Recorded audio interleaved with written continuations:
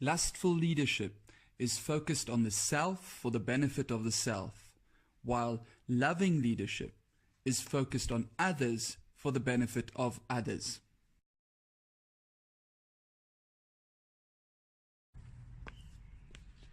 Every leader wants to develop his team.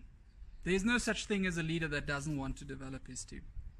I've spoken to so many leaders, though, that are passionate about developing their team, but because they have a lustful attitude, their development doesn't work. Allow me to explain. If I'm a loving leader and I want to develop my followers, the first thing I would do is I would focus on their benefit. In other words, I would try to figure out how can I do this development in a way that they actually perceive it as development. I would go and analyze my work that I'm doing.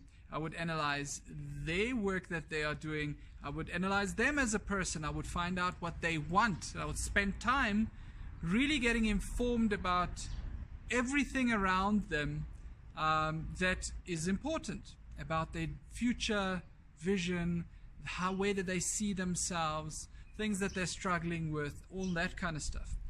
Then I would communicate why I am giving them certain work to develop them. Now, a lot of leaders don't do that at all. They do give work and the intent is to develop the people, but firstly, they don't analyze their own work. They don't analyze the person, and then thirdly, they don't communicate at all. And the reality is, if you don't communicate what your intent is, you could have the most amazing intent, but if you don't communicate it, their wild horse is going to cause them to think the worst about themselves first, and they will think you're just dumping work on them.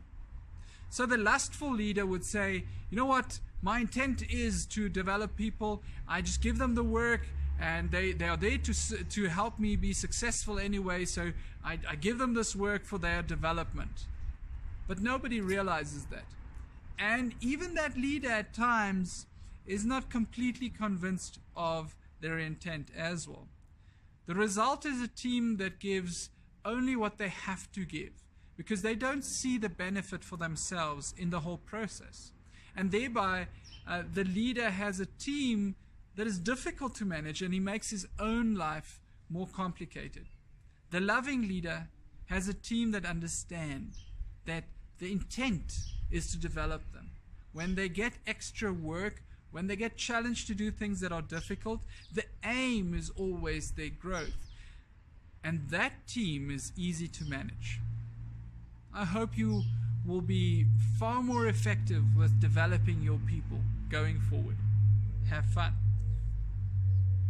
Please subscribe